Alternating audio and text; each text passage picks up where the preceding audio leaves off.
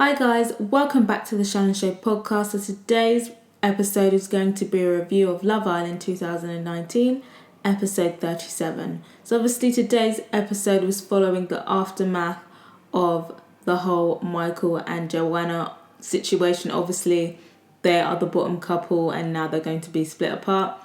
We already knew Joanna was going. Caroline was like, they've got a really big decision to make. But I was just like, bitch, get out of here. We already know Joanna is going home. So obviously they all deliberate and they pick Michael to stay. And instantly, obviously, he's given this speech like, oh, I found who I'm looking for. But he wasn't moving like he was going to leave. He was moving like he was going to, stay. Joanna twigged that straight away. So then obviously when she's saying her goodbyes, he goes to kind of like console her or like say his goodbyes or whatever. And then she kind of like brushes him off. And one thing that I noticed straight away is that the way that he went to kind of like touch her was not the kind of, oh, let's go together. It was the, oh, let me hug you. This is really sad. The body language was the first telltale sign. So obviously, Joanna is pissed. In her head, she knows already this bastard is not going to live with her. He sold her this dream. So Joanna is pissed off. And the manipulation has already started from this point. Because from that point, any conscious person knows he's 28. He should be conscious enough to know. And I think that he absolutely did know before the MDL the Michael Defence League come in his defence. I think he absolutely knew at that point that Joanna was pissed off. And at that point that she thought that he wasn't going with her because he didn't explicitly say, as he was giving his speech about how he's found who he's looking for, that he's found what he's looking for. So now he's going to leave. Because that is the perfect opportunity to say it. And if you were going to leave, you would have said it then. So he knows that she's pissed off because she thinks that he's staying and he's not going with her. So he knew that already. So then, what's the first thing that he says? So him knowing that, so if that was a genuine mistake, him knowing that, when his first interaction with Joanna would be, I'm coming with you, don't worry, I'm coming with you, would be reassurance. He goes off with what's wrong, what's happening, something along those lines. Anyone who's been in an argument, Michael included, knows that when somebody is clearly pissed off and the perpetrator is asking them what's wrong, that's a trigger right there. That's a trigger right there. So Joanna is already heated. Joanna knows Michael knows why she's pissed off and he's asking her what's wrong. And Michael knew exactly what he was doing at that point because he knew that Joanna was going to say something. She was going to snap back at him. And that's when she was like, you're a snake. You did, what do you call it? If you found what you were looking for, you would have left with me. And that's when he starts saying, oh, I didn't say that I wasn't going to leave. And again, that right there is aggravating language because I didn't say I wasn't going to leave. At that point, if he really was going to leave, he would have said, I am leaving with you. What are you talking about? I am leaving with you. But he said, I didn't say I wasn't going to leave. So again, the manipulation.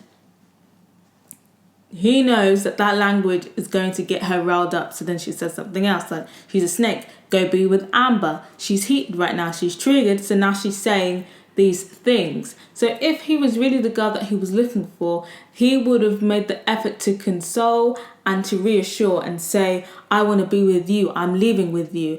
And that's all it would have taken to calm Joanna down or to reassure her.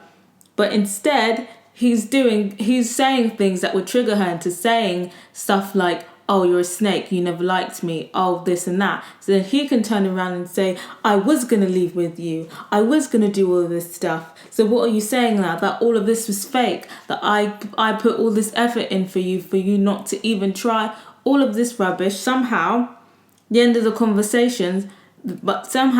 the conversation, he's entirely flipped it so that Joanna looks like the bad guy, and that's how he manipulates the situation. Obviously, in the exit VT or whatever, we see Joanna even still saying that she's still holding a flame for Michael, and that she's gonna wait and see what happens when he gets out. And that is, now she's backtracking. She's second guessing herself, thinking, "Oh, have I done something wrong? Or was Michael being genuine this whole time? Was I being too harsh on Michael?" And that is how Michael manipulates people. And we saw it again with Amber when she started second guessing herself. "Oh, was I being like this? Oh, did I make him feel that way?" It all leads back to Michael, and Michael is the top manipulator. Trash behavior, and who's definitely one of those people who manipulate you in a relationship, and Amber should stay clear. But we'll talk about that other situation that happened in the episode later on. But Michael is a top manipulator, emotional manipulator, and someone you should stay clear of. I'm not even going to ask if you thought that Michael was being genuine or not, because it's very clear that Michael is a manipulator.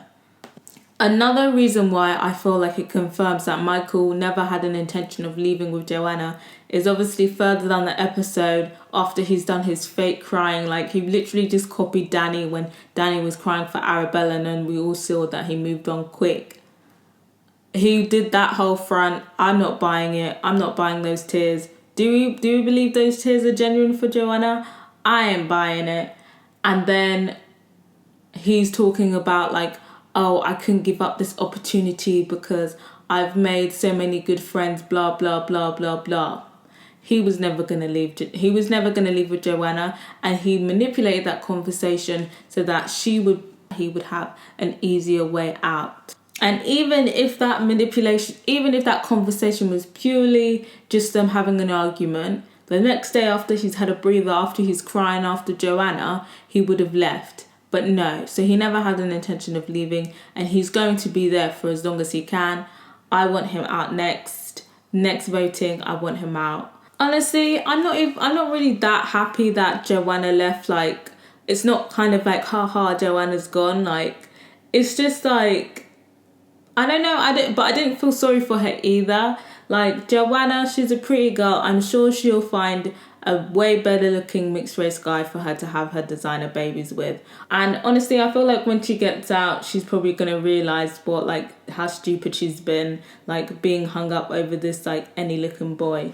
I feel like it's not a victory, Joanna leaving, because Michael's still there. I would have preferred if Michael left and Joanna stayed if it was between the two, but we all know that Joanna was the one going. It's just a shame that we are stuck with trash ass Michael. So Belle and Anton make up. That wasn't so much of a shock to me. I kind of thought like Belle would get back together with him, or at least try to, because obviously the 50k is getting closer and closer. There's like, a week and a half left. The 50k is getting closer and closer. She can smell the 50k, she can taste it, and she knows that Anton is her ticket to at least getting a finger on the 50k stack. So I already knew they were going to get back together. Molly kind of questions her after and is like, are you sure? Are you sure you want to get back together with Anton, because you said all of this negative stuff about him and now you guys are good, like, are you sure? And again, I thought like that was bogus. I don't think Molly gave an absolute fuck about what Anton and Belle's relationship is, or what the state of their relationship is. I think that she's definitely meddling, but then again, it could be because A, she doesn't like Anton, because Anton basically said that she was playing this game and she was only in it for the money. So maybe that's why she didn't want Belle to get back together with him, because A, she wanted Anton to be lonely and back at square one, and 2, she doesn't want him to be successful in the show. And then the other reason could be because she knows that they are her biggest competition in the game in terms of the solid couple. She probably isn't ruling in Amber and Ovi. She's probably just thinking Anton is popular, like, if not just as popular as me and Tommy. So him being in any couple is a threat to them. So I feel like maybe she was trying to meddle there because she's trying to secure her grip. Like, she knows that her hand is on the 50k, but she hasn't got her grip on it yet. And she knows that they are stiff competition for them. So I feel like that's why, a possible reason why she was trying to meddle. But what are you thinking? Are we thinking it's because she's trying to meddle within their relationship because she feels like they're competition? Or do you feel like it's because she doesn't like Anton? Michael then pulls Amber for a chat and he's like, sit down. Like, really rude. And I can't believe like Amber didn't really say anything. And I felt like maybe she thought that he was joking at first. And like it was going to be like him telling her, you know, I want to be with you. Obviously, I didn't think they were going to get back together. I didn't think they guaranteed anything if he stayed. And obviously he does his things and he's like, oh, I just want to let you know because you talked to me yesterday that my head is still with Joanna and like we're not gonna get back together, basically. And just very rude and unnecessary, like so unnecessary. And I feel like, again, he's just trying to crush Amber's spirit. Like, he's trying to knock her confidence down. And I feel like he might even be succeeding because the Amber that we've seen wouldn't have tolerated the tone, wouldn't have sat through that and, you know, stayed stush. Like, she brought up a couple of things, yeah, but that was like 40% of the fiery Amber that we know. Like, I'm surprised that she didn't cuss him out. And I hope that she now realises that Michael is just trash and just to move on. Some more confirmation that Michael is trash. I definitely feel like he has some issues. Someone told me that they feel like he's coming down from steroids because like the way that his neck looks. And now I can totally see it. You know how like steroids mess people up, like in like, you know, makes people very paranoid and very insecure. I definitely feel like he's on the come down for something. It's either that or he's just manipulative by nature. So what do you think? Do you feel like that is definitely the end of Michael and Amber, or do you feel like it's still going to be a slow burner? There's like a week and a bit left. What are we thinking, guys? On the more positive side of things, Maura basically goes up to Curtis and is like, you know, who are you picking? Like, I can't wait anymore. And he says that he's picking her. So he basically tells Francesca that, you know, he's picking Maura now and he's gonna move forward with that. So Maura and Curtis are like a couple in the house now. And I feel like they're cute together. You know, I'm here for it. You know, I'm here for Maura's coupling. You know, I'm here for Curtis's gameplay. Obviously, Curtis's head is definitely back in the game. And I feel like they definitely have a good chance of being in the final. I don't think they'll win it, but I think they definitely have a good chance of lasting to the final. And then obviously at the end, there's 3 new islanders. And I feel like this is the most questionable looking cohort we've got so far. And again, it's the same. It's just the same. Like, we've got 2 white girls and a white boy. And I don't even know what these producers... The fact that these producers just don't even care. I'm just thinking, who are the casting directors? Like, they actually just, like, do not care. Like, how this late in the episode and you're not even bringing in one spice? Not even one. Three mild-looking people. And you have no shame. No absolute shame. Like, all I gotta say is that their personalities just have to be top tier because... You know, superficial wise, I have a very highly raised eyebrow. Obviously, the boy is definitely not Amber's type, so I don't know what's going to go on there. But the girl, one of the girls, the better looking girl out of the 2, the brunette one, says, oh, she's got her eye on Ovi, and she said she's got her eye on Ovi, and I don't know how I feel about that. Personally, I feel like Ovi should just stick with Amber and their friendship coupling. But what are we thinking, guys? Do you feel like Ovi's head could be turned? I feel like Ovi is so bored right now and would just like love like affection. Obviously, the friendship stuff is cool, but I feel like seeing everybody coupled up, he'd want company, and if she's to show him attention like romantically, then he would go for that. But what are we thinking? Or do you feel like he would stay with Amber in that friendship? Because if he has a concept of a game plan, he would know that Amber is popular and that what they have going on right now is very strong, could take them to the final, and potentially, I'm not sure if the demographic of support would be enough, but potentially snatch the 50k from Molly and Tommy. What are we thinking? Do you feel like Ovi's head's going to be turned by this new girl? And what are we thinking of the new people? Do you think I'm being a bit too harsh? I'm sorry, these people are under average. I think the brunette could pass for average, maybe even, intermediate. But the other two, I don't know where they found them. But yeah, I guess we'll see what goes down tomorrow. On Twitter, it's no surprise, there's a lot of negativity for Michael. Everyone's calling him trash. Everyone's calling him petty. And I've seen a lot of people saying like red flags that like they could potentially see like a domestic abuse situation with Michael. I've heard a lot of people say that. I wouldn't say physical, but definitely emotionally abusive, yes.